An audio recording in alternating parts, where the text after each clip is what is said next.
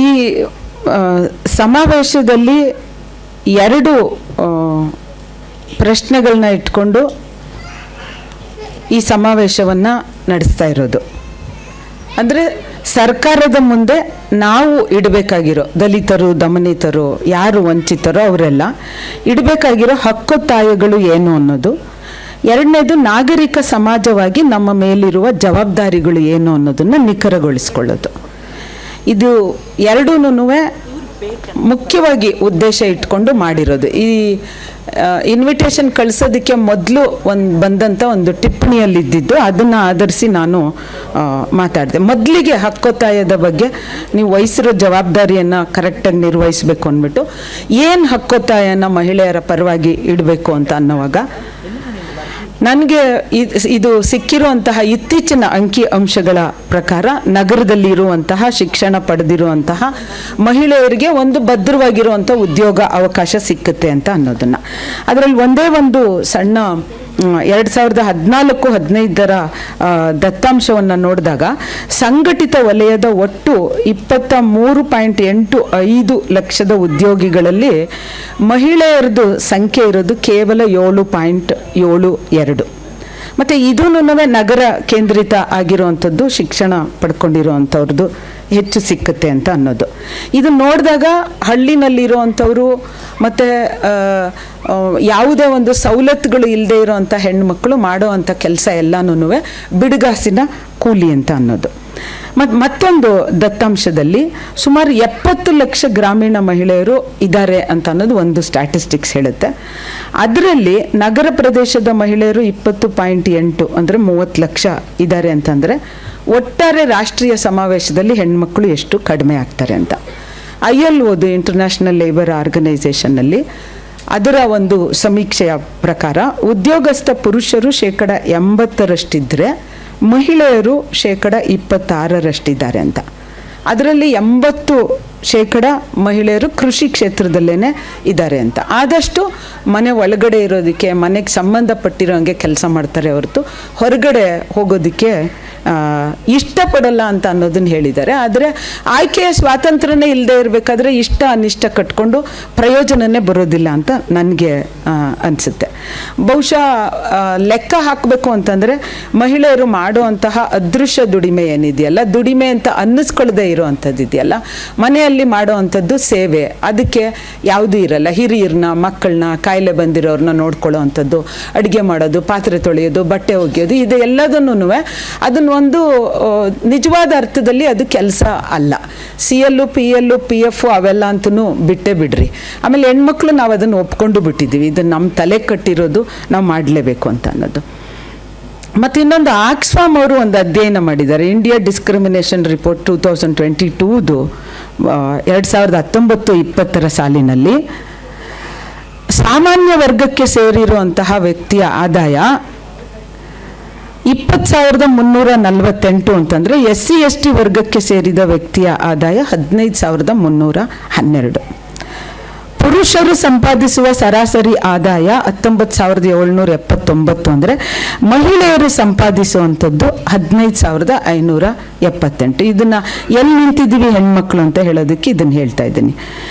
ಮತ್ತು ಮತ್ತೊಂದು SC STಗಳು, ಮುಸ್ಲಿಮರು ಮತ್ತು ಮಹಿಳೆಯರು ಅವರು ಸಂಪಾದನೆ ಮಾಡೋದು ಎಷ್ಟು ಅಂತ ಅಂದ್ಬಿಟ್ಟು, ಅದು ಸ್ವಂತ ಉದ್ಯೋಗ ಆಗಿರ್ಬೋದು ಅಥವಾ ಕ್ಯಾಶುವಲ್ ದುಡಿಮೆ ಆಗಿರ್ಬೋದು. SC STಗಳು 20.7 ಅಂತ ಅಂದರೆ ಸ್ವಂತ ಉದ್ಯೋಗದಲ್ಲಿ 58.1, ಕ್ಯಾಶುವಲ್ ದುಡಿಮೆಯಲ್ಲಿ 76.6.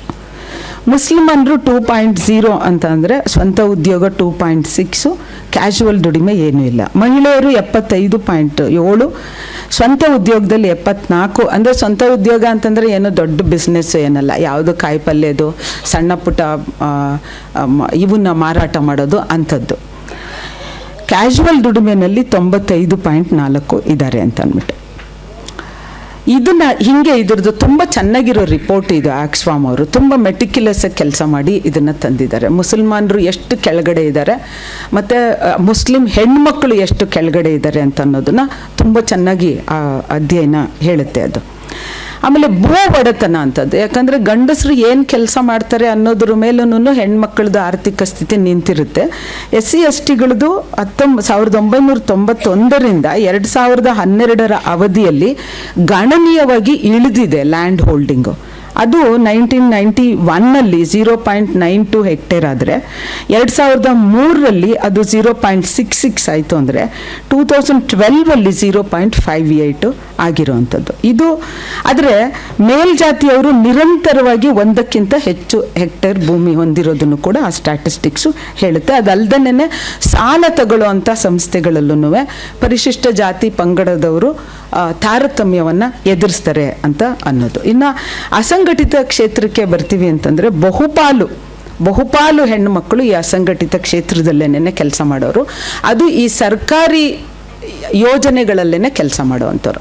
ಆ ಸರ್ಕಾರನು ಹೆಂಗೆ ಪಿತೃಪ್ರಧಾನತೆಯನ್ನು ಆಚರಿಸುತ್ತೆ ಅಂತ ಅನ್ನೋದಕ್ಕೆ ಈ ಮಹಿಳೆಯರನ್ನ ಗಮನಿಸಿದ್ರೆ, ಇದು ರಾಷ್ಟ್ರೀಯ ಗ್ರಾಮೀಣ ಆರೋಗ್ಯ ಅಭಿಯಾನ ಯೋಜನೆ ಅಡಿಯಲ್ಲಿ ಕೆಲಸ ಮಾಡ್ತಾ ಇರುವಂಥವ್ರು 42,000 ಆಶಾ ಕಾರ್ಯಕರ್ತೆಯರು ಇದ್ದಾರೆ. ಅದು ಅವ್ರಿಗೆ ತಾಯಂಗರ ಆರೈಕೆ, ಇಮ್ಯುನೈಸೇಷನ್ ಡ್ರೈವು ಅಂದರೆ ಲಸಿಕೆಗಳನ್ನ ಹಾಕ್ಸೋವಂಥದ್ದು, ಗರ್ಭ ನಿಯಂತ್ರಣವನ್ನು ಕುರಿತು ಒಂದು ಶಿಕ್ಷಣವನ್ನು ಕೊಡುವಂಥದ್ದು, ಗ್ರಾಮೀಣ ಮತ್ತು ಬೇರೆ ಬೇರೆ ಸಮೀಕ್ಷೆಯನ್ನು ನಡೆಸೋವಂಥದ್ದನ್ನು ಈ ಹೆಣ್ಮಕ್ಳು ಮಾಡ್ತಾರೆ. ಮತ್ತು ಅಪೌಷ್ಟಿಕತೆಯನ್ನು ನಿವಾರಿಸೋದಕ್ಕೆ ಮಹಿಳೆಯರಿಗೆ ಆ ಮೂಲಕ ಮಹಿಳೆಯರಿಗೆ ಉದ್ಯೋಗವನ್ನು ಕಲ್ಪಿಸುವ ಉದ್ದೇಶದಿಂದ ಆರಂಭ ಆದಂತಹ ಬಿಸಿಯೂಟದ ಯೋಜನೆ ಅಡಿಯಲ್ಲಿ 1,21,000 ಹೆಣ್ಮಕ್ಳು ಕೆಲಸ ಮಾಡ್ತಾ ಇದ್ದಾರೆ. ಸಮಗ್ರ ಶಿಶು ಅಭಿವೃದ್ಧಿ ಯೋಜನೆಯ ಭಾಗವಾಗಿ ಕೆಲಸ ಮಾಡ್ತಿರೋರು 1,30,000 ಅಂಗನವಾಡಿ ಕಾರ್ಯಕರ್ತೆಯರು. ಇದು ಕೂಡ ಮಕ್ಕಳ ಪೌಷ್ಟಿಕತೆ ಮತ್ತು ಶಿಕ್ಷಣವನ್ನು ಬೆಂಬಲಿಸುವಂತಹ ನಿರ್ಣಾಯಕವಾದ ಕೆಲಸ. ಈ ಎಲ್ಲ ಕೆಲಸವನ್ನು ಗಮನಿಸಿದ್ರೆ ಅವು ಎಲ್ಲವೂ ತುಂಬ ನಿರ್ಣಾಯಕವಾಗಿರುವಂಥದ್ದು, ನೇರವಾಗಿ ಕುಟುಂಬಕ್ಕೆ ಸಂಬಂಧಪಟ್ಟಿರುವಂಥದ್ದು. ಇದರಲ್ಲಿ ಹೆಣ್ಣು ಮಕ್ಕಳೇನೆ ಜಾಸ್ತಿ. ಇವ್ರನ್ನ ಯಾವುದೋ ಕಾಲದಿಂದ 62ರಿಂದ ಅಲ್ಲ ಯೋಜನೆಗಳು ಆರಂಭ ಆಗಿದ್ದಾವೆ. ಆದರೆ ಈಗಲೂ ಅವರು ಮೊನ್ನೆ ಈಗ ಒಂದು PF ಸಿಕ್ಕಿದ್ದು 10 ದಿವಸ ಇಲ್ಲೇನೆ ನಮ್ಮ ಫ್ರೀಡಮ್ ಪಾರ್ಕಲ್ಲಿ ಪ್ರೊಟೆಸ್ಟ್ ಮಾಡಿದ್ದಕ್ಕೆ. ಇಲ್ಲಿವರೆಗೂ ಇದು ಪರ್ಮನೆಂಟ್ ಜಾಬ್ ಅಲ್ಲ. ಹಂಗಂದ್ರೆ ಈ 40-50 ವರ್ಷದಿಂದ ಈ ಕೆಲಸ ಇದೆ ಅಂತಂದ್ರೆ ಅದು ಪರ್ಮನೆಂಟ್ ಮಾಡಬೇಕಾಗಿರೋ ಅಂಥ ಕೆಲಸ ಅಲ್ವಾ. ಅದನ್ನ ಏನು ಮಾಡ್ತಾರೆ ಅಂತಂದ್ರೆ ಗೌರವ ಸಂಭಾವನೆ, ವೇತನ ಅಲ್ಲ ಅದು. ಮತ್ತು ಅವ್ರು ಯಾರೂ ಈ ಇಂಡಸ್ಟ್ರಿಯಲ್ ಡಿಸ್ಪ್ಯೂಟ್ ಆ್ಯಕ್ಟ್ ಅಡಿಯಲ್ಲಿ ಬರೋದಿಲ್ಲ. ಇಂಡಸ್ಟ್ರಿಯಲ್ ಡಿಸ್ಪ್ಯೂಟ್ ಆ್ಯಕ್ಟ್ ನಮಗೆ ಯಾಕೆ ಮುಖ್ಯ ಆಗುತ್ತೆ ಅಂತಂದರೆ ಅದು ಒಂಥರ ಎಲ್ಲ ಕಾರ್ಮಿಕ ಕಾನೂನುಗಳಿಗೂ ಒಂಥರ ತಾಯಿ ಇದ್ದಂಗೆ. ಅದು ನೀವು ಅದ್ರ ಮೂಲಕ ನಿಮಗೆ ಬೇಕಾಗಿರೋ ನ್ಯಾಯನ ತಗೋಬೋದು. ಆದರೆ ಇವು ಎಲ್ಲವನ್ನೂ ಮನೆ ಕೆಲಸ ಹೆಂಗೆ ಅಂತಂದರೆ ಅದೇನು ಮನೆ ಕೆಲಸ ಅನ್ನೋಂಗೆನೆ ಮಕ್ಕಳಿಗೆ ಲಸಿಕೆ ಹಾಕ್ಸೋದು ಅಥವಾ ಹೆಣ್ಮಕ್ಕಳಿಗೆ ಗರ್ಭ ನಿಯಂತ್ರಣದ ಬಗ್ಗೆ ಹೇಳ್ಕೊಡುವಂಥದ್ದು, ಅವ್ರಿಗೆ ಪೌಷ್ಟಿಕತೆ, ಇದು ನಾಳಿನ ಪ್ರಜೆಗಳನ್ನು ಸಾಕುವಂತಹ ಬಹು ಜವಾಬ್ದಾರಿಯುತ ಕೆಲಸ ಮಾಡುವಂಥ ಹೆಣ್ಮಕ್ಳಿಗೆ ಇವತ್ತಿಗೂ ಅವ್ರು ಪರದಾಡ್ತಾನೆ ಇದ್ದಾರೆ. ಎಲ್ಲೋ ಫ್ಯೂ ಥೌಸಂಡ್ ಜಾಸ್ತಿ ಆಗಿದೆ ಅವ್ರದ್ದು ಇದು. ಆದರೆ ಪ್ರತಿ ಸರ್ಕಾರಿ ಕೆಲಸನ ಅವ್ರು ಮಾಡ್ತಾ ಇರಬೇಕಾಗಿತ್ತು. ಯಾವ್ಯಾವ ಯೋಜನೆ ಜಾರಿ ಮಾಡುತ್ತೋ, ಎಲ್ಲಿ ಎಲೆಕ್ಷನ್ ಆಗುತ್ತೋ ಎಲ್ಲದಕ್ಕೂ ನೀವಿನ್ನ ಆ ಉತ್ತರ ಕನ್ನಡದ ಗಡಿ ಪ್ರದೇಶದ ಹಳ್ಳಿಗಳಿಗೆ ಹೋಗ್ಬಿಟ್ರೆ ಪಲ್ಸ್ ಪೋಲಿಯೋದನ್ನ ನಮ್ಮ ಥರ್ಮೋಕೋಲ್ ಬಾಕ್ಸ್ಗಳಲ್ಲಿ ಇಟ್ಕೊಂಡು ಗುಡ್ಡ ಹತ್ತಿ ಗುಡ್ಡ ಎಳಿತಾರೆ ಆ ಹೆಣ್ಮಕ್ಳು. ಇದು ಎಷ್ಟು ಕಷ್ಟದ್ದು ಅಂತಂದರೆ ಆಶಾ ಕಾರ್ಯಕರ್ತೆಯರನ್ನು ಕೋವಿಡ್ ಟೈಮಲ್ಲಿ ಹಿಡ್ಕೊಂಡು ಹೊಡೆದಿದ್ರು. ಯಾವುದೇ ಒಂದು ರಕ್ಷಣೆಯೂ ಇಲ್ಲದೇನೆ ಕೆಲಸ ಮಾಡುವಂಥದ್ದು. ಇನ್ನು ಗಾರ್ಮೆಂಟ್ಸ್ ಮಹಿಳೆಯರನ್ನ ತಗೊಂಡ್ರೆ 5 ಲಕ್ಷ ಮೀರಿ ಜನ ಇದ್ದಾರೆ. ಬೆಂಗಳೂರು ಒಂದರಲ್ಲೇನೆ ಸುಮಾರು ಕಂಪನಿಗಳು ಇಲ್ಲೇನೆ ಇದ್ದಾವೆ. ಇದಕ್ಕೆ ಕೆಲಸ ಮಾಡೋರೆಲ್ಲ ನಗರ ಪ್ರದೇಶದ ಸ್ಲಮ್ಗಳು, ಸಣ್ಣ ಸಣ್ಣ ಏರಿಯಾಗಳಲ್ಲಿ ಇರೋವಂಥವ್ರು, ಇಲ್ಲ ಅಂತಂದರೆ ಮಂಡ್ಯ ಕಡೆಯಿಂದ ತುಮಕೂರು ಕಡೆಯಿಂದ ನಿತ್ಯ ಓಡಾಡ್ಕೊಂಡು ಬರುವಂಥವ್ರು. ಅವರು ರಾತ್ರೋರಾತ್ರಿ ಲಾಕ್ಡೌನ್ ಮಾಡ್ತಾರೆ, ಕಂಪನಿಯನ್ನು ಮುಚ್ಕೊಂಡು ಹೋಗ್ತಾರೆ. 61 ದಿವಸ ಇದರಲ್ಲಿ ಶ್ರೀರಂಗಪಟ್ಟಣದಲ್ಲಿ ಹೆಣ್ಮಕ್ಳು ಸ್ಟ್ರೈಕನ್ನು ಕೂತಿದ್ರು ಕೋವಿಡ್ ಟೈಮಲ್ಲೇನೆ. ಫಿಸಿಕಲ್ ಡಿಸ್ಟೆನ್ಸನ್ನು ಮೇಂಟೈನ್ ಮಾಡ್ಕೊಂಡೇನೆ ಪೊಟ್ರೆಗಳಿಂದ ಹಾವುಗಳು ಬಿದ್ದಿದ್ವು ಆ ಹೆಣ್ಮಕ್ಳ ಮೇಲೆ.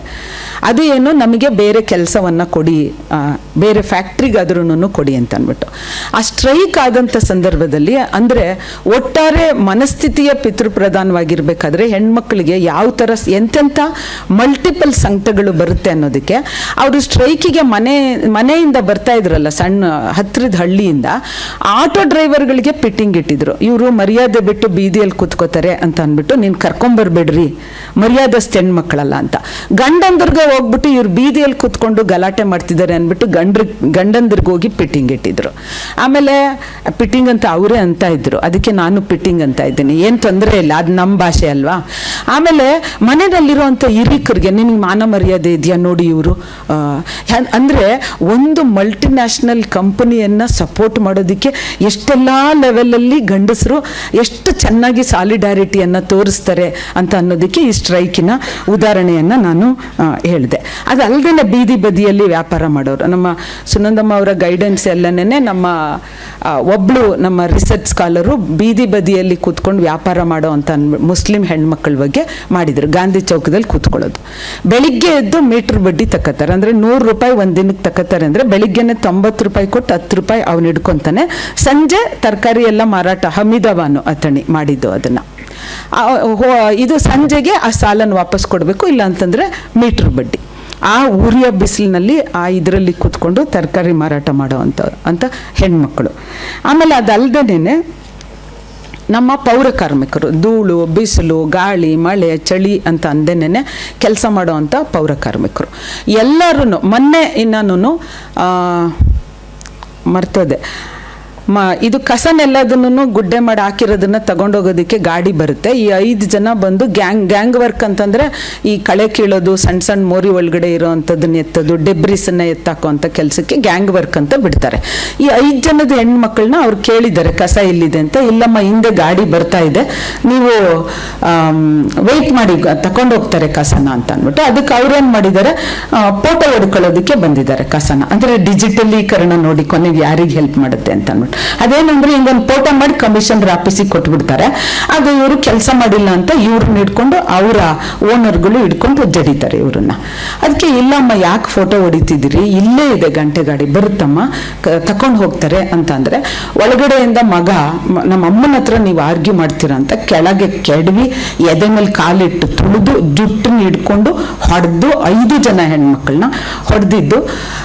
ಅದೆಲ್ಲ FIR ಲಾಡ್ಜ್ ಮಾಡಿ ಮತ್ತೆ ನಮ್ಮ ಕಮಿಷನರ್ ಆಫೀಸ್ ಎದುರುಗಡೆ ಹೋಗಿ ಗಲಾಟೆ ಮಾಡಿ ಅವ್ರು ಕೇಳಿಸ್ಕೊಳ್ಳೋದಕ್ಕೂ ಇದಿರಲಿಲ್ಲ, ಸೀದಾ ಒಳಕ್ಕೆ ಹೋದ್ರು. ಹಿಂದೆನೆ ಹೋಗಿ ಅಷ್ಟೆಲ್ಲ ಪರದಾಡಿದ್ದಕ್ಕೆ first time in the history of BBMP SC/ST atrocity act ಅಡಿಯಲ್ಲಿ ಅಪರಾಧ ಅಂತ ದಾಖಲೆ ಆಗಿ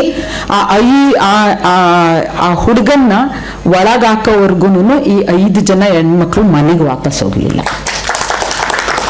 ಇದು ಗುಡಿಸೋರ್ದು ಬಾಬತ್ತು. ಮತ್ತೆ ಇನ್ನೊಂದು ಕಡೆಯಲ್ಲಿ ಇದು ಸಂಬಳ ಆಗಿದ್ದು ಈಗ ಕಾಯಮತಿ ಆಗಿರೋದು, ಅದರದ್ದು ಪ್ರಕ್ರಿಯೆ ಜಾರಿಯಲ್ಲಿದೆ. ಸಂಬಳ ಕೊಡಿ ಅಂದರೆ ಒಂದೊಂದು ತಿಂಗಳಿಗೂ ಕೊಡೋದಿಲ್ಲ, 2 ತಿಂಗಳು ಸೇರಿಸ್ಕೊಡ್ತಾರೆ, 3 ತಿಂಗಳು ಸೇರಿಸ್ಕೊಡ್ತಾರೆ. ಹಬ್ಬ ಹರಿದಿನ ಇರುತ್ತೆ, ಬೇಕಾಗಿದೆ ಅಂತಂದ್ರೆ ಬಾ ನನ್ನ ಜೇಬಿಗೆ ಕೈ ಹಾಕಿ ತಕೋ ಅಂತ ಅಂದ್ಬಿಟ್ಟು. ಅವಳು ತೆಗ್ಯಕ್ಕೆ ಅಂತ ಹೋದ್ರೆ ಪ್ಯಾಂಟ್ ಬಿಚ್ಚಿಬಿಟ್ಟು ನಿಂತ್ಕೊಂಡಿದ್ದಾನೆ, ತಕಬಾ ಅಂತ ಅಂದ್ಬಿಟ್ಟು. ಸರಿ ಈಗ ಹಿಡ್ಕೊಂಡ್ರು, ತದ್ಕಿದ್ರು, ಪೊಲೀಸ್ ಸ್ಟೇಷನ್ ಕಂಪ್ಲೇಂಟ್ ಕೊಟ್ಟರು, ಮತ್ತೊಂದು ಇತಿಹಾಸವನ್ನ ಕ್ರಿಯೇಟ್ ಮಾಡಿದ್ರು. BBMPಯಲ್ಲಿ ಈ ಮಹಿಳೆಯರಿಗೆ first time sexual harassment committee BBMP ಸ್ಥಾಪಿಸಿತು. ಅಂದ್ರೆ ಇಷ್ಟು ಹೋರಾಟ ಮಾಡಬೇಕಾಗಿತ್ತು. ಸೆಕ್ಷುವಲ್ ಹ್ಯಾರಸ್ಮೆಂಟ್ ಹೌದು ಕಾನೂನಿದೆ, ನೀವು ಸ್ಥಾಪಿಸ್ಬಿಡ್ಬೇಕು, ಅದಕ್ಕೆ ಸಮಿತಿಯಲ್ಲಿ ಇಂತಿಂತವ್ರು ಇರಬೇಕು ಅಂತ ಹೇಳ್ತಾರಲ್ಲ. ಈ ಮಹಿಳೆಯರು, ನಾನೇ ಇದಕ್ಕೆ ಬಂದು 25 ವರ್ಷದ ಮೇಲಾಗೋಯ್ತು, ಕೇಳಿದ್ದು ಈಗ ಒಂದು 7 ವರ್ಷಗಳ ಹಿಂದೆ ಸೆಕ್ಷುವಲ್ ಹ್ಯಾರಸ್ಮೆಂಟ್ದು ಬಂತು. ಇಷ್ಟು ಇನ್ನು ಸೆಕ್ಸ್ ವರ್ಕರ್ಸ್, ಅದು ಬ್ರಾಥೆಲ್ನಲ್ಲಿ ಸೆಕ್ಸ್ ವರ್ಕ್ ಮಾಡೋರು, ಬೀದಿಯಲ್ಲಿ ಸೆಕ್ಸ್ ವರ್ಕ್ ಮಾಡೋರು. ನಾನು ಇದೇ ಸಿದ್ದರಾಮಯ್ಯನವರ ಸರ್ಕಾರ ಜಯಮಾಲಾ ಅವರ ಒಂದು ಸಮಿತಿಯನ್ನ ಮಾಡಿದಾಗ ಅದರ ಸದಸ್ಯ ಆಗಿ 30 ಜಿಲ್ಲೆಯನ್ನ ಸುತ್ತಿದ್ದೀನಿ. ಎಲ್ಲ ಕಡೆ ಅಲ್ಲೂ ಮೋರ್ ದೆನ್ 90% SC ಹೆಣ್ಮಕ್ಳು ಮತ್ತೆ ಬಡವರು, ಅಕ್ಷರ ಗೊತ್ತಿಲ್ದಿರೋಂಥವ್ರು, ಇಂಥವ್ರನ್ನೇ ಅದರಲ್ಲಿ ಇರೋವಂಥದ್ದು. ಆಮೇಲೆ ಅವರಿಗೆ ಮಕ್ಕಳು ಇದ್ದಾವೆ, ಸುಮಾರು ಜನಕ್ಕೆ HIV ಬಂದಿದೆ, ಮಕ್ಕಳಿಗೂ HIV ಬಂದಿದೆ. ಇವ್ರದ್ದು ಎಂಥ ಪರಿಸ್ಥಿತಿ ಅಂತಂದರೆ, ಈ ಸಮಾಜ ಅವರು ಇಷ್ಟೆಲ್ಲ ದಂಧೆ ಮಾಡಿ ಸಂಪಾದನೆ ಮಾಡಿ ಕೊಡೋದು ಅಪ್ಪ ಅಮ್ಮಂದರಿಗೆ ಮನೆ ಕಟ್ಟಿಸ್ಕೊಡೋಕ್ಕೆ, ತಮ್ಮದಿರು ತಂಗಿಯರದು ಮದುವೆ ಮಾಡೋದಕ್ಕೆ, ತಮ್ಮ ತಂಗಿಯರನ್ನು ಓದಿಸೋದಕ್ಕೆ, ತಮ್ಮನ ಮಕ್ಕಳು ತಂಗಿ ಮಕ್ಕಳು ಅಕ್ಕನ ಮಕ್ಕಳಿಗೆ ಒಂದು ದಾರಿ ತೋರಿಸೋದಿಕ್ಕೆ. ಇದನ್ನ ಇವ್ರು ದುಡ್ಡು ಕೊಟ್ಟು ಕಟ್ಟಿಸಿರೋ ಮನೆಯಲ್ಲೇನೆ ಇವ್ರನ್ನ ಒಳಗೆ ಕೊನೆಗಾಲದಲ್ಲಿ ಇಟ್ಕೊಳ್ಳೋದಕ್ಕೆ ರೆಡಿ ಇರೋದಿಲ್ಲ. ಮತ್ತೆ ಇವ್ರ ಮಕ್ಕಳುಗಳನ್ನ ಓದಿಸ್ಬೇಕು ಅಂತ ಅಂದ್ಬಿಟ್ಟು ಹೈರಾಣ ಆಗ್ತಾರೆ. ಅವ್ರಿಗೆ ಒಂದೇ ನಮ್ಮ ಮಕ್ಕಳು 4 ಅಕ್ಷರ ಕಲ್ತು ಬಿಟ್ರೆ ಸಾಕಮ್ಮ. ಪೌರ ಕಾರ್ಮಿಕರು ಅಷ್ಟೇ, ಅವ್ರು ಪರ್ಕೆ ಹಿಡಿಯಲ್ಲ ಅಂತ. ಆ ಅಕ್ಷರನ ಪಾಪ ಇವ್ರಿಗೆ ಕಲ್ಸಕ್ ಆಗದೇ ಇಲ್ಲ. ಏನು ಓದ್ತಿದ್ದಾರೆ, ಶಾಲೆಗೆ ಕಳಿಸೋದು, ಫೀಸು, ಬಟ್ಟೆ, ಅದನ್ನೆಲ್ಲ ಹೆಂಗೋ ಹೊಂದಿಸ್ತಾರೆ. ಆದರೆ ಓದಿದ್ವಾ ಮಕ್ಕಳು, ಶಾಲೆಗೆ ಓದ್ವಾ, ಏನು ಕಲ್ತ್ಕೊಂಬಂದ್ವೋ, 5 ಗಂಟೆಗೆ ಎದ್ದು ಕೆಲ್ಸಕ್ಕೆ ಬರ್ತಾರೆ ಅಂತಂದರೆ ಹೆಂಗೆ ಸಾಧ್ಯ ಆಗುತ್ತೆ ಅವ್ರಿಗೆ? ಮತ್ತು ಇದನ್ನು ಎಲ್ಲದನ್ನು ಬಳಸ್ಕೊಳ್ಳೋ ಅಂತಹ ಒಂದು ಕೌಟುಂಬಿಕ ವ್ಯವಸ್ಥೆ ಇದೆಯಲ್ಲ, ಇದನ್ನು ನಾವು ಭವ್ಯ ಭಾರತದ ಪರಂಪರೆಯ ಕುಟುಂಬ ಅಂತ ಕರಿತೀವಲ್ಲ. ಈ ಕುಟುಂಬಕ್ಕೆ ಹೆಣ್ಣು ಎಷ್ಟು ತೆತ್ಕೊತಾ ಇದ್ದಾಳೆ, ಅವಳಿಗೆ ಸಿಗ್ತಿರೋ ಬೆಲೆ ಏನು ಅನ್ನೋದು ಈ ಎಲ್ಲ ವಲಯದಲ್ಲಿರೋವಂಥ ಹೆಣ್ಮಕ್ಳನ್ನ ನೋಡಿದ್ರೆ ಗೊತ್ತಾಗುತ್ತೆ. ಮತ್ತು ಇದಕ್ಕೆ ಮಾರ್ಗ ಉಪಾಯಗಳು ಏನು ಅಂತ ಅನ್ನೋದನ್ನು ಯೋಚಿಸ್ಬೇಕು ಅಂತಂದಾಗ ಈ ಬಾಬಾ ಸಾಹೇಬರು ಒಂದು ಮಾತನ್ನು ಹೇಳ್ತಾರೆ. 1942ನಲ್ಲಿ ವೈಸ್ರಾಯ್ ಎಕ್ಸಿಕ್ಯೂಟಿವ್ ಕೌನ್ಸಿಲ್ನ ಸದಸ್ಯರಾಗಿ ಅಧಿಕಾರ ಸ್ವೀಕಾರ ಮಾಡಬೇಕಾದ್ರೇ ಅವ್ರು ಹೇಳ್ತಾರೆ, ಈ ಹುದ್ದೆ ಬಗ್ಗೆ ನನಗೆ ಯಾವ ಆಕರ್ಷಣೆನೂ ಇಲ್ಲ. ಈ ಹುದ್ದೆಯನ್ನು ನಾನು ತಗೊಂಡು ಈ ದೇಶದ ಕಾರ್ಮಿಕರಿಗೆ ಏನಾದರೂ ಒಂದು ಚೂರು ಬಿಡುಗಡೆ ಸಿಗುತ್ತೆ ಅಂತ ಅಂದರೆ ಅದು ನನಗೆ ಒಂದು ಸಾಧನೆ ಅಂತ ಅನಿಸುತ್ತೆ. ಇಲ್ಲ ಅಂತಂದರೆ ಸೋತ್ರೆ ನಾನು ಬಿಟ್ಟು ಹೋಗೋದ್ರಲ್ಲಿ ನಾನೇ ಮೊದಲನೇವನು ಅಂತ ಹೇಳ್ತಾರೆ. ಅವ್ರು ಹೇಳೋ ಒಂದು ಮಾತು ಅಂದರೆ, ಈ ಎಲ್ಲವೂ ಪ್ರೈವೇಟೈಸ್ ಆಗ್ತಾ ಇರಬೇಕಾದ್ರೆ, ಪ್ರೈವೇಟೈಸೇಷನ್ನಲ್ಲಿ ಒಂದು ಮೀಸಲಾತಿಯ ಸೌಲಭ್ಯವೇ ಇಲ್ಲದೆ ಇರಬೇಕಾದ್ರೆ, ಮತ್ತು ಬೇರೆ ಎಲ್ಲೂ ಮಾರ್ಗಗಳೇ ಇಲ್ಲದೆ ಇರಬೇಕಾದ್ರೆ ಹೊಟ್ಟೆಪಾಡಿಗೆ, ಇವ್ರು ಹೇಳಿರೋ ಮಾತು ಇವತ್ತಿಗೆ ಮುಖ್ಯ ಆಗುತ್ತೆ ಅಂತ ಅನ್ನೋದಕ್ಕೆ ಈ ಕೋಟ್ ಇಟ್ಕೊಂಡಿದ್ದೀನಿ ನಾನು. ಸರ್ಕಾರದ ಮಧ್ಯಸ್ಥಿಕೆ ನಿಲ್ಲಿಸಿದಾಗ ಉಳಿಯುವುದು ಸ್ವಾತಂತ್ರ್ಯವೇ. ಆದರೆ ಇಲ್ಲಿ ಉತ್ತರವಿಲ್ಲದ ಪ್ರಶ್ನೆ ಎಂದರೆ, ಯಾರಿಗೆ ಮತ್ತು ಯಾರಿಗಾಗಿ ಈ ಸ್ವಾತಂತ್ರ್ಯ? ತುಂಬ ಸ್ಪಷ್ಟವಾಗಿ ಇದು ಭೂ ಮಾಲೀಕರಿಗೆ ಬಾಡಿಗೆ ಹೆಚ್ಚಿಸಲು ಮತ್ತು ಕೆಲಸದ ಅವಧಿ ಹೆಚ್ಚಿಸಿ ವೇತನ ಕಡಿಮೆ ಮಾಡಲು ನೀಡುವ ಸ್ವಾತಂತ್ರ್ಯವೇ ಆಗಿದೆ. ಇನ್ನೊಂದು ಅರ್ಥದಲ್ಲಿ ಸರ್ಕಾರದ ನಿಯಂತ್ರಣದಿಂದ ಖಾಸಗಿ ಮಾಲೀಕರ ನಿರಂಕುಶತ್ವಕ್ಕೆ ಹೋಗುವುದಾಗಿದೆ. ಇದನ್ನು ಆಗ ಹೇಳಿದಂಥದ್ದು.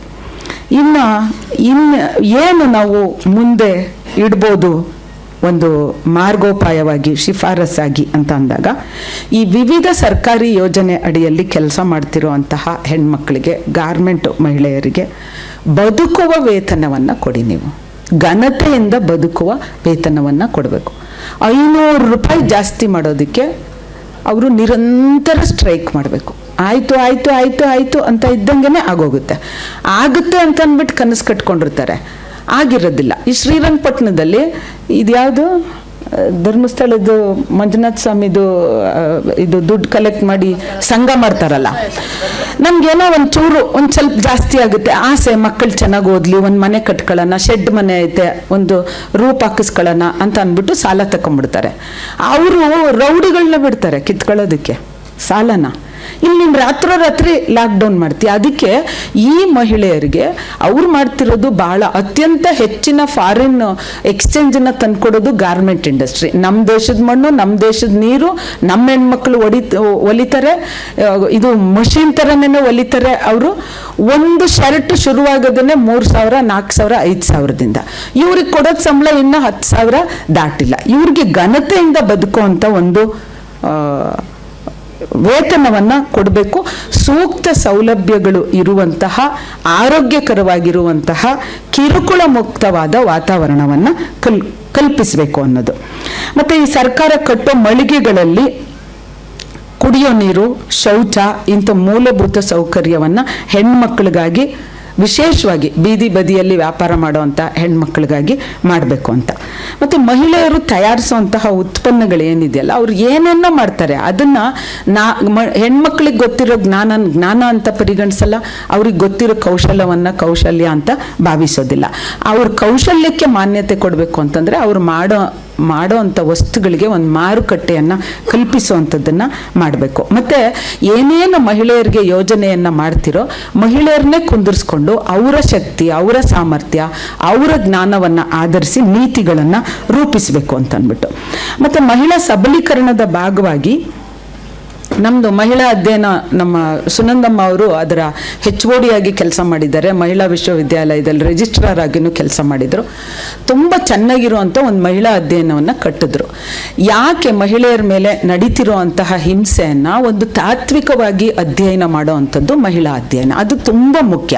ಬಹುಶಃ ಎಲ್ಲ ಆರ್ಥಿಕ ಸ್ಥಿತಿ, ಸಾಮಾಜಿಕ ಸ್ಥಿತಿ ಎಲ್ಲದಕ್ಕೂ ಒಂದು ಮಹಿಳಾ ನೋಟವನ್ನು ಕೊಡುವಂಥ ಮಹಿಳಾ ಅಧ್ಯಯನವನ್ನು ಅದನ್ನು ಗಂಡು ಮಕ್ಕಳು ಅದಕ್ಕೆ ಇಬ್ಬರಿಗೂ ಸೇರಿ ಮಾಡಬೇಕು ಅಂತಲೂ ಹೊರಟಿದ್ರು. ಬಹುಶಃ ಈಗ ಆಗಿದೆಯೋ ಇಲ್ವೋ ಅಂತ ಅನ್ನೋದು ಗೊತ್ತಿಲ್ಲ.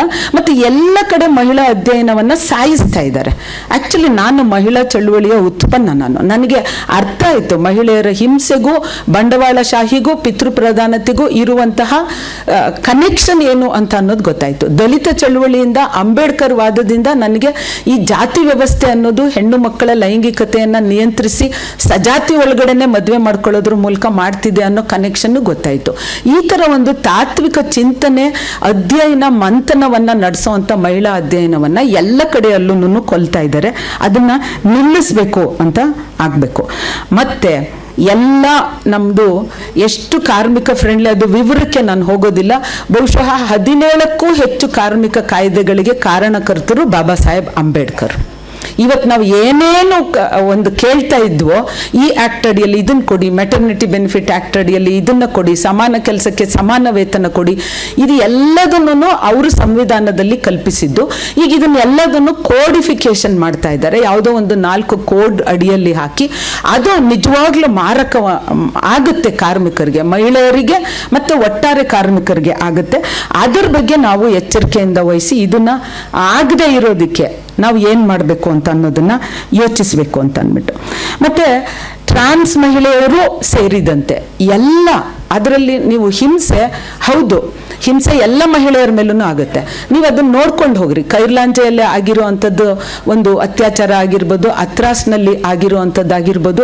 ಈ ಅತ್ಯಾಚಾರಕ್ಕೂ ಬೇರೆಕ್ಕೂ ಇರೋದನ್ನ ವ್ಯತ್ಯಾಸ ನೋಡಿ. ಮತ್ತು ನಮ್ಮ ಲಿಂಗತ್ವ ಅಲ್ಪಸಂಖ್ಯಾತ ಮಹಿಳೆಯರು ಯಾವ ರೀತಿ ಶೋಷಣೆಯನ್ನು ಅನುಭವಿಸ್ತಾರೆ, ಪೊಲೀಸರಿಂದಾಗಿರಲಿ ಸಮಾಜದಿಂದಾಗಲಿ, ಅವರು ಎದುರಿಸುವಂಥ ಭೀಕರ ವೈಲೆನ್ಸ್ ಇದೆಯಲ್ಲ, ಈ ವೈಲೆನ್ಸನ್ನು ಒಂದು ಅವರನ್ನು ಸಬಲೀಕರಣ ಮಾಡೋದು ಕಾರ್ಯಕ್ರಮ ಬೇರೆ. ಆದರೆ ಈ ಕಿರುಕುಳವನ್ನು ನಿಷೇಧಿಸೋದಕ್ಕೆ ಏನೇನು ಕ್ರಮಗಳು ಬೇಕೋ ಅದನ್ನ ತಗೋಬೇಕು. ಅದನ್ನ ಎಲ್ಲಾದ್ರೂ ಪಠ್ಯಕ್ರಮದಲ್ಲಿ ಅದನ್ನ ಇನ್ಕ್ಲೂಡ್ ಮಾಡಬೇಕು. ಪ್ರತಿದಿನದ ಪಠ್ಯಕ್ರಮ ಸಿಲೆಬಸ್ನಲ್ಲಿ ಇನ್ಕ್ಲೂಡ್ ಮಾಡಿ ಈ ಥರ ವರ್ತಿಸೋದು ತಪ್ಪು, ಅಪರಾಧ ಅಂತ ಹಾಕಬೇಕು. ಬಸ್ ಸ್ಟ್ಯಾಂಡ್ಗಳಲ್ಲಿ ಮತ್ತು ಎಲ್ಲ ಸಾರ್ವಜನಿಕ ಇದರಲ್ಲಿ ಹೆಣ್ಮಕ್ಳನ್ನ ಗೌರವಿಸಿ, ಹೆಣ್ಮಕ್ಳಿಗೆ ಸೀಟ್ ಬಿಟ್ಕೊಡಿ, ಹೆಣ್ಮಕ್ಳನ್ನ ಅವಮಾನದ ಮಾತಲ್ಲಿ ಮಾತಾಡಿಸ್ಬೇಡಿ ಅನ್ನೋದನ್ನ ಹಾಕಬೇಕು. ಯಾಕೆ ಅಂತಂದ್ರೆ ನಮ್ದು ಮನಸ್ಥಿತಿ, ಆ ಮನುಸ್ಮೃತಿ ನಮ್ಮ ಎಲ್ಲರ ಎದೆ ಒಳಗಡೆನೂ ಕೂತಿದ್ದಾನೆ. ಎಲ್ಲ ಶ್ರೇಣೀಕರಣ ತಕೊಂಡ್ರು ಕಟ್ಟ ಕನೆಯಲ್ಲಿರುವಂಥ ಶ್ರೇಣೀಕರಣಕ್ಕೂ ಮನು ಇಳ್ಕೊಂಡು ಬಂದಿರೋದ್ರಿಂದ ನಾವು ಪದೇ ಪದೇ ಹೇಳಬೇಕಾಗುತ್ತೆ ಆ ಥರದ ಒಂದು ಕ್ರಮವನ್ನು ಕೊಡಬೇಕು ಅಂತ. ಮತ್ತು ಈ ರಾಜಕೀಯ ಪ್ರಾತಿನಿಧ್ಯವನ್ನು ಕಲ್ಪಿಸಲೇಬೇಕು. ಅದರಲ್ಲಿರುವಂಥ BC OBC ಹೆಣ್ಮಕ್ಳಿಗೂ ಸೌಲಭ್ಯ ಅಂದರೆ ಪ್ರಾತಿನಿಧ್ಯವನ್ನು ಕೊಡಲೇಬೇಕು ಅಂತ ಅಂದ್ಬಿಟ್ಟು. ಆಮೇಲೆ ನನಗೆ ಒಂದು ಸ್ವಲ್ಪ ಯೂನಿವರ್ಸಿಟಿಯಲ್ಲಿ ಕೆಲಸ ಮಾಡಿದಾಗ ಈ ಮಂತ್ರಿ ಪದವಿ ಆಗಿರಲಿ, ವೈಸ್ ಚಾನ್ಸಲರ್ ಪದವಿ ಆಗಿರಲಿ, ಬೇರೆ ನಮ್ಮದು ಸಮಾವೇಶಗಳಾಗುತ್ತೆ, ಅದರಲ್ಲಿ ಹೆಣ್ಮಕ್ಳನ್ನ ಅಧ್ಯಕ್ಷರನ್ನು ಮಾಡೋದಿಲ್ಲ. ಅದರಲ್ಲೂ ಪ್ರಾತಿನಿಧ್ಯ ಕಲ್ಪಿಸುವಂಥದ್ದು. ಒಂದು ದೊಡ್ಡ ದೊಡ್ಡ ಉನ್ನತ ಹುದ್ದೆಯನ್ನು ಸಬಿಹಾ ಅವರು ಬಂದಿಲ್ಲ. ಸಬಿಹಾ ಅವರು ಅವರ ಅವಧಿಯಲ್ಲಿ ಯೂನಿವರ್ಸಿಟಿಯಲ್ಲಿ ಸುನಂದಮ್ಮ ಅವರು ರಿಜಿಸ್ಟ್ರಾರ್ ಆಗಿರ್ಬೇಕಾದ್ರೆ ಇಡೀ ಯೂನಿವರ್ಸಿಟಿಯ ಚಿತ್ರಣವನ್ನು ಎಷ್ಟು ಚೆನ್ನಾಗಿ ಬದಲಾಯಿಸಿದ್ರು ಅಂತಂದರೆ, ಆಡಳಿತವನ್ನು ಹೆಣ್ಮಕ್ಳ ಕೈಗೆ ಕೊಟ್ಟರೆ ಎಷ್ಟು ಚೆನ್ನಾಗಿ ನಿಭಾಯಿಸಬಲ್ಲರು ಅನ್ನೋದಕ್ಕೆ ಅದು ಒಂದು ಉದಾಹರಣೆ ಆಗಿತ್ತು, ಒಂದು ಉತ್ತಮ ಉದಾಹರಣೆ ಆಗಿತ್ತು. ಅಂಥ ಪೋಸ್ಟ್ಗಳನ್ನು ಅದಕ್ಕೂ ಪ್ರಾತಿನಿಧ್ಯವನ್ನು ಕೊಡಬೇಕು ಅಂತ. ಮತ್ತು ಜೆಂಡರ್ ಬಡ್ಜೆಟನ್ನು ಅದರನ್ನು ಎಚ್ಚರಿಕೆಯಿಂದ ವಹಿಸಿ ಅದು ವಿನಿಯೋಗ ಆಗೋಂಗೆ ಮಾಡಬೇಕು ಅಂತ ಅಂದ್ಬಿಟ್ಟು. ಮತ್ತು ತಮ್ಮ ದುಡಿಮೆಯ ಮೂಲಕ ಕುಟುಂಬಕ್ಕೆ, ನಾಡಿಗೆ, ಆರ್ಥಿಕತೆಗೆ ಗಣನೀಯ ಕೊಡುಗೆಯನ್ನು ನೀಡ್ತಾ ಇರುವಂಥ ಮಹಿಳೆಯರ ಮೇಲಿನ ಹಿಂಸೆಯನ್ನು ತಡೆಯುವ ಮೂಲಕ, ಆರ್ಥಿಕ ಭದ್ರತೆಯನ್ನು ಒದಗಿಸುವ ಮೂಲಕ, ಮತ್ತು ಅವರು ಒಳಗಡೆ ಒಂದು ಆತ್ಮವಿಶ್ವಾಸವನ್ನು ಹೆಚ್ಚಿಸುವಂಥದ್ದನ್ನು ಮಾಡೋದ್ರ ಮೂಲಕ ಮಹಿಳಾ ಸಬಲೀಕರಣ ಆಗೋದೇ ನಿಜವಾದ ಮಹಿಳಾ ಸಬಲೀಕರಣ. ಅದು ಸಮಾಜದ ಕರ್ತವ್ಯವೂ ಹೌದು, ಸರ್ಕಾರದ ಕರ್ತವ್ಯವೂ ಹೌದು. ಇದು ಸಾಧ್ಯ ಆಗೋದು ಆ ಸರ್ಕಾರಕ್ಕೆ, ಸಮಾಜಕ್ಕೆ ಒಂದು ಹೆಣ್ಣೋಟ ಇದ್ದಾಗ ಮಾತ್ರ. ಅದನ್ನು ಮತ್ತೆ ನಾನು ಬಾಬಾ ಸಾಹೇಬ್ರದ್ದು ಒಂದಿಗೆ ಇದು ಲಾಸ್ಟ್ ಈ ಹಕ್ಕೊತ್ತಾಯಕ್ಕೆ ಬರ್ತೀನಿ.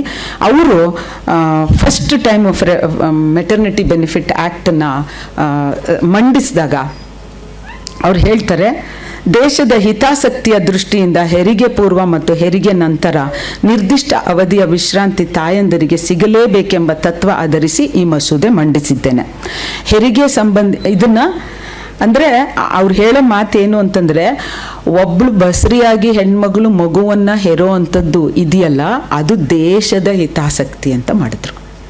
ಅಯ್ಯ ನೀವೆಲ್ಲರೂ ಹೆಣ್ಮಕ್ಳದಿರಿ, ಗರ್ಭ ಐತೆ, ಮುಟ್ಟಾಕ್ತಿರಿ, ಹೆರ್ರೆ ಮಗು ಮಾಡ್ಕೊಳ್ಳೋದು ಎಲ್ಲ ಹೆಣ್ಮಕ್ಳು ಇರ್ತಾರೆ, ನೀವು ಎರ್ರಿ. ಅದೊಂಥರ ಖಾಲಿ ಕಸ ಆಗೋಗಿದೆ. ನಮಗೆ ಇಂಥ ಒಬ್ಬರು ಮುನ್ನೋಟ ಇರುವಂಥ ನಾಯಕರು, ಹೆಣ್ಣಿನ ನೋಟ ಇರುವಂತಹ ನಾಯಕರು ನಾಯಕಿಯರು ಬರಬೇಕು. ಆಗ ಈ ಹಕ್ಕೊತ್ತಾಯ ಮಂಡಿಸೋದಕ್ಕೆ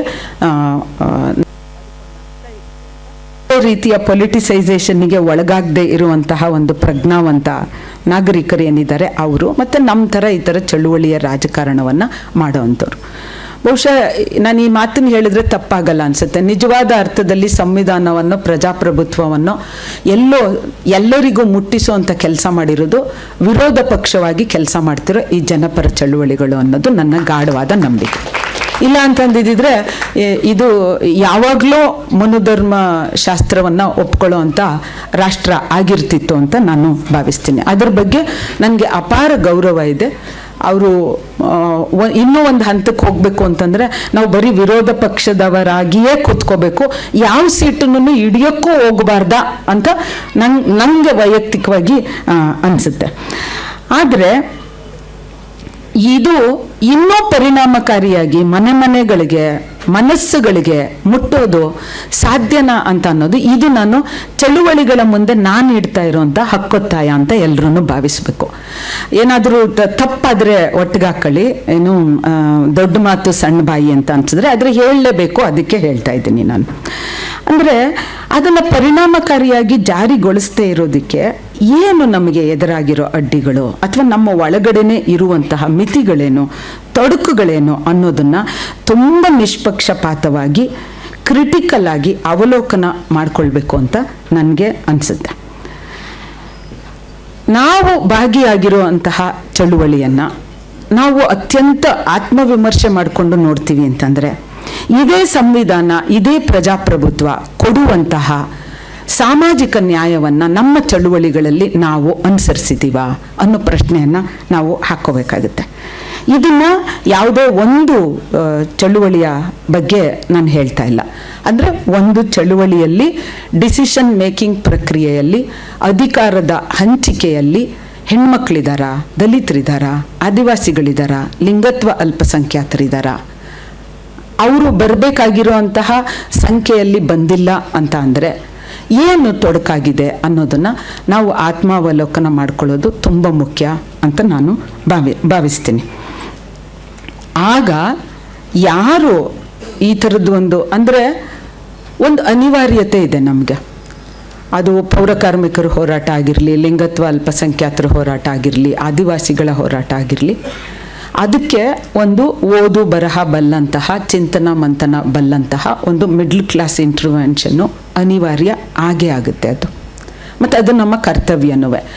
ಈ ಅನಿವಾರ್ಯತೆ ನಮ್ಮನ್ನು ಮಾರ್ಪಾಡು ಮಾಡಿದೆಯಾ, ನಿಜವಾದ ನಾಯಕತ್ವವನ್ನು ಅಲ್ಲಿಂದ ತರೋದಕ್ಕೆ ಸಾಧ್ಯ ಆಗಿದೆಯಾ ಅಂತ ನೋಡಿಕೊಂಡ್ರೆ ಅಲ್ಲಿ ನಾವು ಎಲ್ಲೋ ಹಿಂದೆ ಬಿದ್ದಿದ್ದೀವಿ, ವಿಫಲರಾಗಿದ್ದೀವಿ, ಸ್ವಲ್ಪ ಮಟ್ಟಿಗೆ ಸೋತಿದ್ದೀವಿ ಅಂತ ಅನ್ನೋದು ನಂಗನ್ಸುತ್ತೆ. ಅಂದರೆ ಯಾರು ಪವರ್ ಅಂತ ಅನ್ನೋದು ಬೌದ್ಧಿಕ ಪವರು ಹೌದು, ಸಂಪನ್ಮೂಲದ ಪವರೂ ಹೌದು. ಈ ಎರಡನ್ನೂ ಬಳಸ್ಕೊಂಡು ನಿಜವಾದ ಅರ್ಥದಲ್ಲಿ ಜನರೇ ಮುಂಚೂಣಿಯಲ್ಲಿ ಬಂದು ಕಲೆಕ್ಟಿವ್ ನಾಯಕತ್ವವನ್ನು ಕಟ್ಟೋದಕ್ಕೆ ಏನನ್ನ ಮಾಡ್ಕೊಳ್ಬೇಕು ಅನ್ನೋದನ್ನು ಮನನ ಮಾಡ್ಕೊಳ್ಳೋದು ನನಗೆ ತುಂಬ ಮುಖ್ಯ. ಆ ನಿಟ್ಟಲ್ಲಿ ನಾವು ಏನು ಕ್ರಮವನ್ನು ಕೈಗೊಳ್ಳಬೇಕು, ಮತ್ತು ಈ ಒಂದು ಅಗತ್ಯ ಇರುವಂತಹ ಪವರು, ಬಳಸಲೇಬೇಕಾಗಿರುವಂಥ ಪವರನ್ನು ಇಟ್ಕೊಂಡು ಅದು ನಮ್ಮನ್ನು ಮಾರ್ಪಾಡು ಮಾಡಿಸುತ್ತಾ ಅನ್ನೋದನ್ನು ನೋಡ್ಕೋಬೇಕು.